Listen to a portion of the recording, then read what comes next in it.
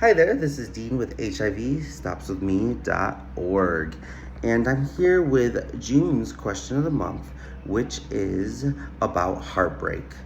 Now, is my HIV status, was it caused by heartbreak, or did it lead to heartbreak? Um, Heartbreak. I know heartbreak. I know it very well.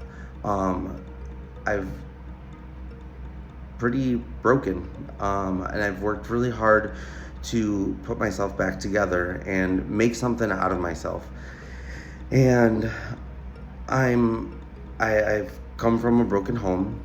My dad was never there for us. My mom took care of all five of us, and my dad was in prison at time and in jail, and my mom did her best, and I know she loves me, and she does everything in the world for me.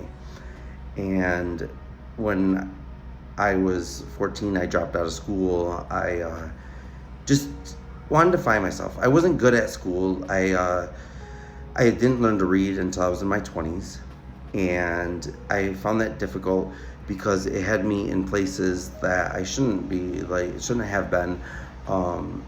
I was in and out of relationships. I was using drugs since the age of 14 as well, and alcohol. And my drug and alcohol use just didn't end, and it turned situations bad. I was in domestic relationships, myself to blame, and the others due to alcohol and drug use. And I moved to Los Angeles to get away from the drugs, and I was sober for quite a while from drugs, but I still was drinking, and I just was still finding myself attracted to the same type of people, and I found myself in relationships that it wasn't like a real relationship. Now I realize it was just a bunch of broken, traumatized people trying to just survive. And you can't do that with drugs, and you can't do that with alcohol. I know now that I was hurting. I was hurting, and I'm still hurt, but I'm finding ways to better myself. When I found out that I was HIV positive 11 years ago now, it was a lot for me, and I was drinking heavily at the time, and I didn't stop drinking. And I met a boy, and I said, okay, all right. And I thought he loved me, and I said, well, he's okay with me being positive. Let's make this relationship. And we got married, and it just wasn't good. We started using crystal meth together, and I wasn't the person he was looking for, and he definitely wasn't the person I was looking for. But we were two broken-hearted people that came from two different walks of life. He was an immigrant from Mexico, and we just had two totally different backgrounds. And I love him to this day. I haven't seen him in years. I have no idea where he is. I think of him often.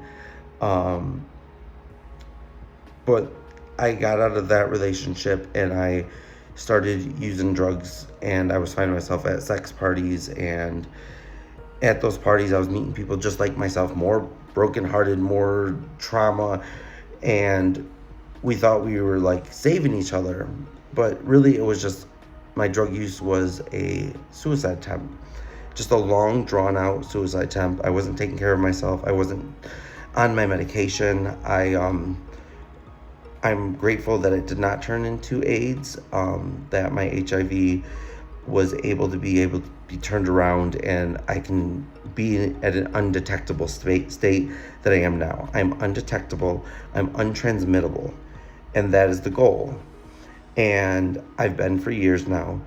But if I didn't go to prison, And you would think that that would be a heartbroken situation for someone who's going to prison. No, prison saved my life. If it wasn't for that, and if it wasn't for me doing things that I wasn't supposed to do, because that was my cry out for help, and I just wanted to be seen. Like, I wanted to be loved, and I'm grateful. I'm extremely grateful to have the people that I love in my life today that are by my side and see the things that I do each day to make my life better. And I'm working really hard. So the next time I find somebody, or it just happens that I'm not there because like my trauma drawn me to that person, then I'm there with open arms and an open heart. All right. Well, I don't know if I answered the question or not, but love you guys. Thank you.